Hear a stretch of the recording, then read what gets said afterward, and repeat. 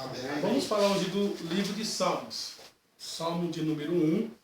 Vou falar aqui uma parte do Salmo só para a gente aprender bastante sobre esse Salmo. Data e local. O livro foi escrito na Palestina e na Babilônia, no período de 1500 a 450 a.C. Autor. 100 salmos têm o nome dos autores na introdução. São eles: Moisés 1, Davi 73, Salomão 50 salmos, cujo nome do autor não aparece, conforme mostram as notas. Não é possível determinar a autoria do restante. Talvez os salmos tenham sido reunidos e compilados no formato atual do livro por Esdras. Então, irmão, o salmo era cantado. Salmo, por exemplo, era hino, conhecido como hino. Então, tem muito a nos ensinar. Então, o Salmo de número 1, que é o primeiro livro de Salmo, né? Ele vai falar sobre o homem justo, o homem que pratica a justiça. E aqui, irmãos, ele também fala de um contraste entre o piedoso e o ímpio. Logo de cara, nós temos 5 condições para ser bem-aventurado no livro de Salmo, como o irmão estava falando a respeito, que as pessoas vão nos cobrar no nosso dia a dia. Virar cristão não é fácil. Temos que dar testemunho da obra de Deus. Então vão cobrar de você mesmo. Não é para se afastar dos amigos, não é para dar as costas para os amigos. É ser exemplo na presença dos amigos. É dar testemunho da obra de Deus. Você vai ser questionado, irmão. Deus vai te provar, porque Deus nos prova todos os dias sim. Ele quer ver como é que você se sai. Né? É como você entrar na polícia. Tem que dar exemplo. A pessoa que veste uma farda tem que dar exemplo daquela farda. Amar a farda que ele está vestindo. Ele está representando ou a prefeitura, ou o Estado, ou o governo federal, ou está representando o exército, a marinha, a aeronáutica, tem que ser exemplo. Né? Tem que ter hora para entrar, estar dentro de casa, não pode ficar nos bar bebendo, dando mau exemplo. Então o cristão é a mesma coisa.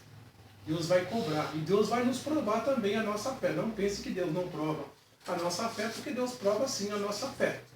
Então Ele quer ver como é que você se sai. Você fala que ama a Deus, você fala que está disposto a entregar a sua vida por Deus, e Ele vai querer provar você. Né? Então diz assim, ó, o primeiro livro de Salmo: Bem-aventurado o varão que não anda segundo o conselho dos ímpios. Primeiro, nem se detém no caminho dos pecadores, nem se assenta na roda dos escarnecedores. Antes tem o seu prazer na lei do Senhor, e na sua lei medita de dia e de noite. Ou seja, o cristão que medita na palavra de Deus, ele é bem-aventurado. A palavra bem-aventurado quer dizer 2 vezes feliz. Então, qual é o primeiro conselho que ele dá aqui? Ó? O varão que não anda segundo o conselho dos ímpios. Os ímpios só têm mau conselho? Não. A Bíblia diz que o sábio, ele acata o bom conselho. O tolo despreza o bom conselho. Deus pode se usar de um ímpio para te dar um bom conselho. As religiões, né? Uma coisa é você concordar com as religiões, a outra coisa é você desprezar. Deus não manda desprezar ninguém, mas também não manda você concordar com tudo. Né? Temos que fazer a diferença. Então tem boas ou bons conselhos nas religiões também. A Bíblia diz que nós temos que ver de tudo e reter o que é bom. Então, sempre tem um bom conselho, mas nós que somos cristãos, o nosso maior conselho vem de Deus, vem da sua palavra. Entendeu? Então, eu tinha lido aqui agora, ó, 5 condições para ser bem-aventurado. Né? Não andar segundo o conselho dos ímpios, nem se deter no caminho dos pecadores. Então, a pessoa está roubando, a pessoa está cheirando, a pessoa está fazendo piadas, a pessoa está com preconceito besta, a pessoa está desprezando o outro, não se deter no caminho dessa pessoa. Pelo contrário, ensinar ele a forma correta. Entendeu? Não é ficar parado ouvindo piada de palavrão, né? Fazendo chacota com o nome de Deus e você ali no meio dando risada, não. O verdadeiro cristão, ele jamais vai fazer isso. Entendeu? Se a coisa está ficando pesada, sai de campo, sai de escanteio. Entendeu, irmão? Dá licença, eu vou até ali, né? Depois eu volto aí. Não se deter no caminho dos pecadores. Está praticando coisa errada e você está lá no meio dando um mau exemplo. Entendeu?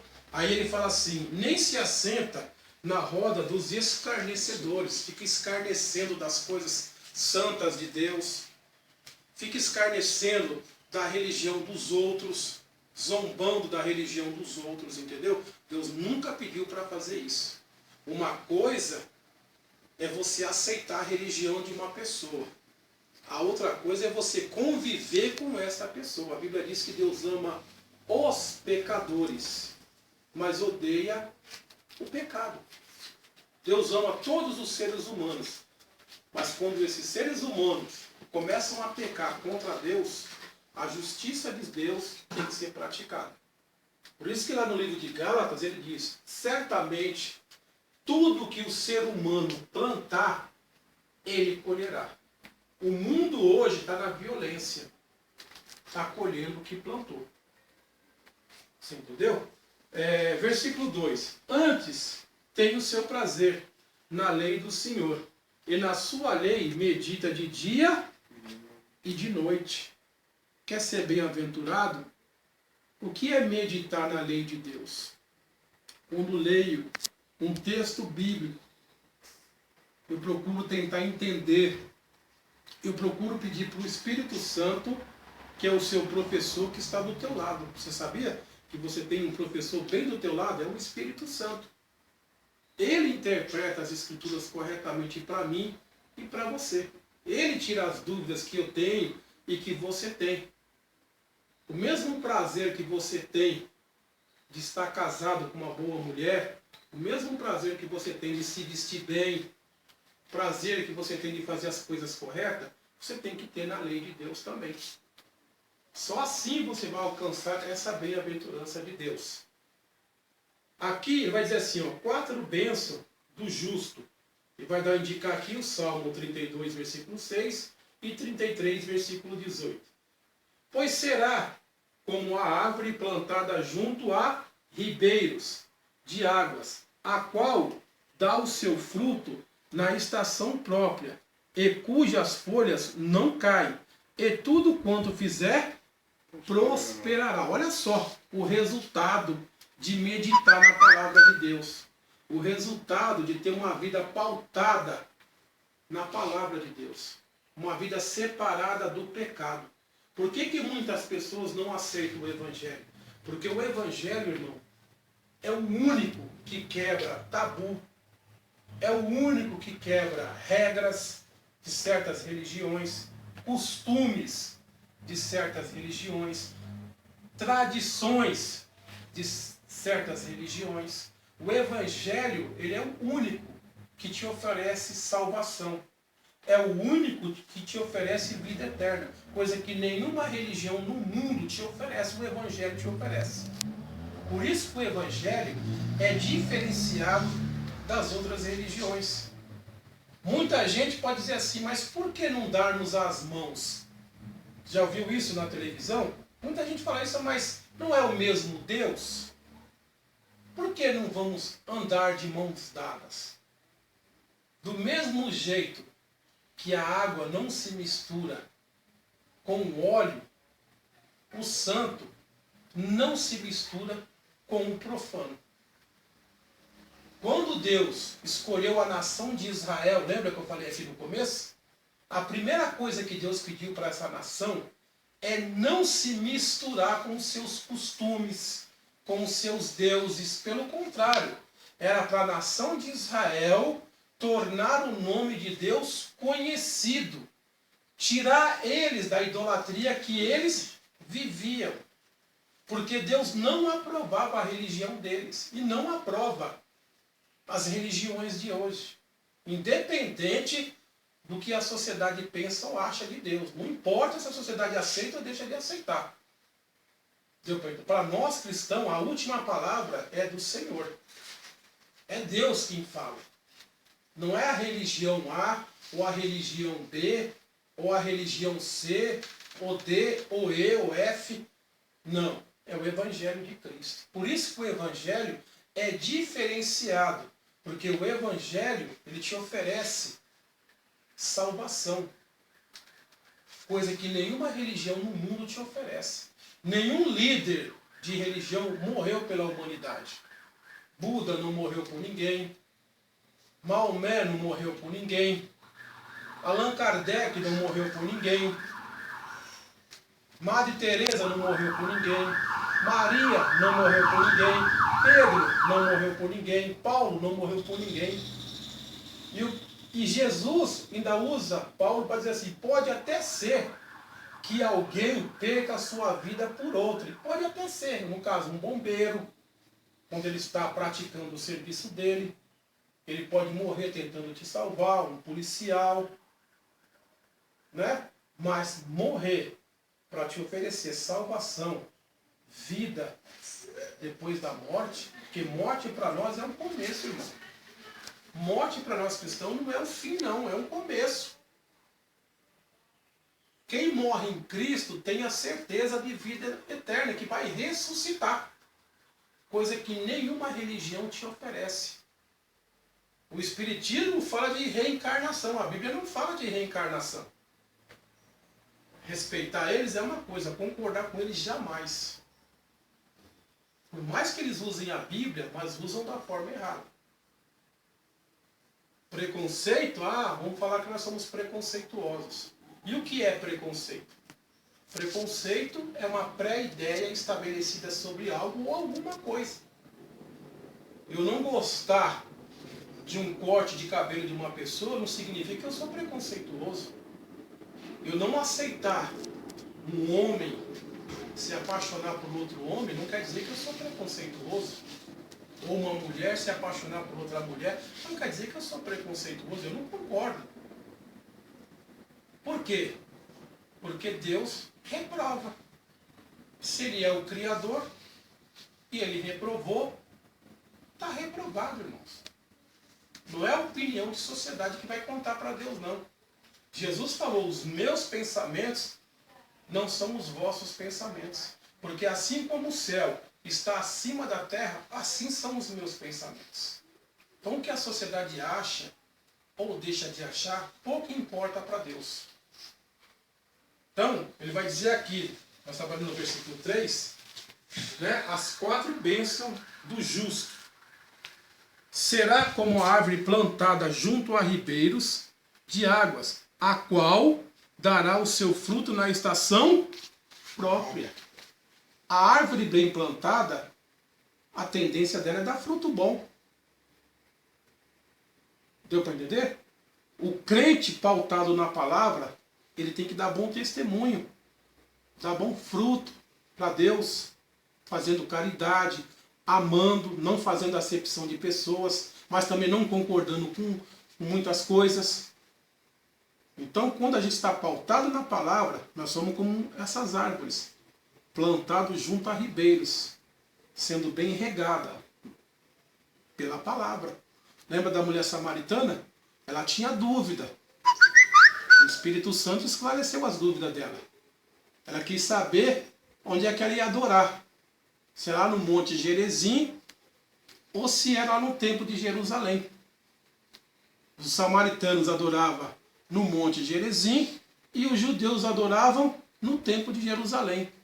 Jesus falou, nem lá nem aqui. Mulher, vem a hora, e a hora é essa, em que os verdadeiros adoradores adorarão o Pai em espírito e em verdade.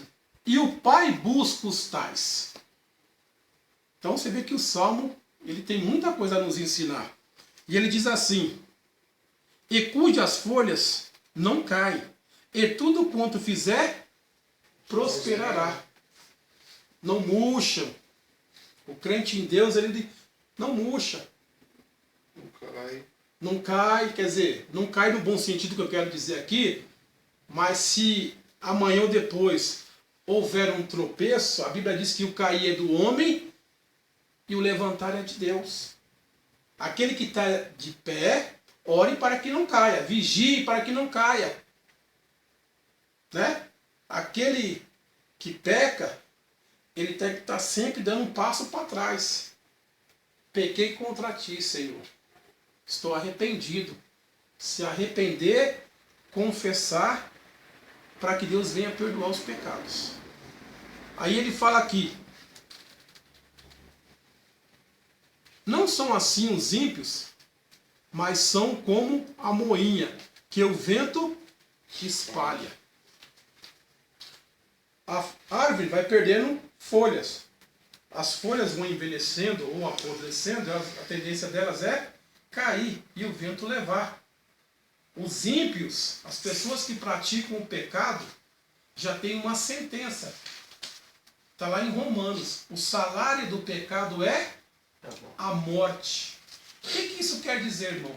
Assim como um trabalhador trabalha e no final do mês ele tem os seus proventos, assim é um ímpio.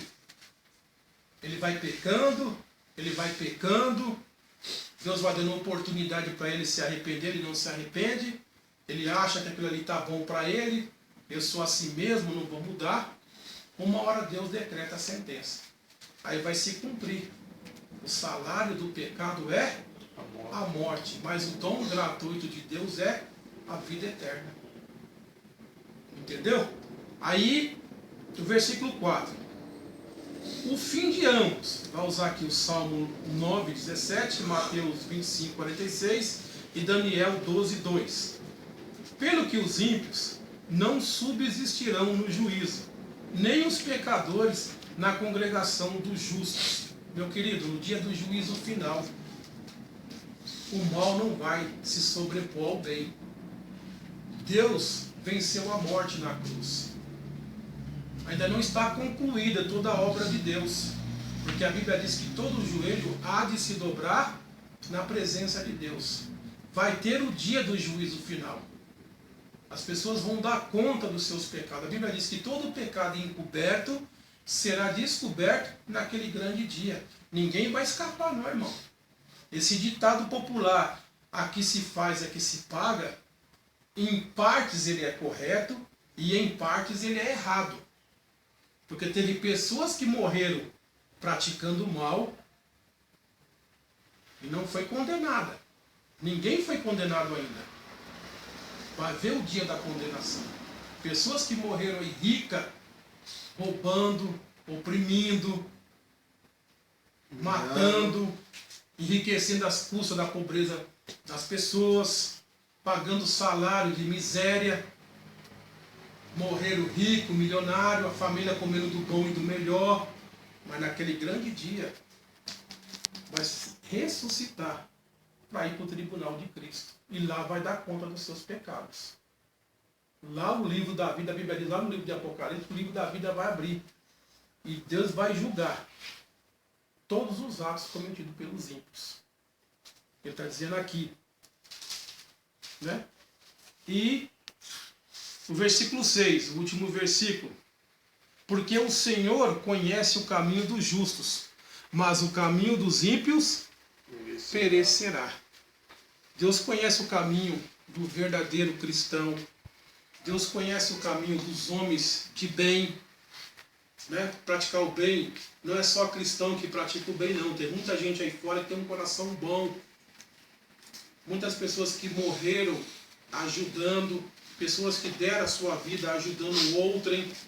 Você tem aí os Médicos Sem Fronteiras, né? Até peço aqui ajuda para essas pessoas, porque eles se predispõem a ir lá para fora, morrer, até se for possível, para salvar vidas. Mas as pessoas precisam entender que isso que está acontecendo aí no mundo, pobreza, miséria, pessoas morrendo, tem que se perguntar, qual é a causa disso? Pecado. Desprezo a Deus. Pecado. Pessoas que estão adorando deuses falsos, prestando culto ao diabo, muitas das vezes achando que está adorando aquele Deus, na verdade está prestando culto ao diabo. Pessoas que desprezam Deus, vai pagar um preço para Deus. O salário do pecado é a morte. E o dom gratuito de Deus é a vida eterna. Naquele dia, irmão, não vai ter perdão para ninguém, não. Não vai ter advogado como você tem hoje, que compra juiz, que compra promotor. Naquele grande dia com o Senhor não vai ter isso, não. Só a justiça. Só a justiça de Deus. A justiça de Deus vai se manifestar naquele dia. Porque eles tiveram oportunidade de ter conhecimento de Deus, mas eles preferiram desprezar Deus. Eles não deram o verdadeiro amor para Deus, a verdadeira adoração para Deus, não deram. E Deus vai cobrar.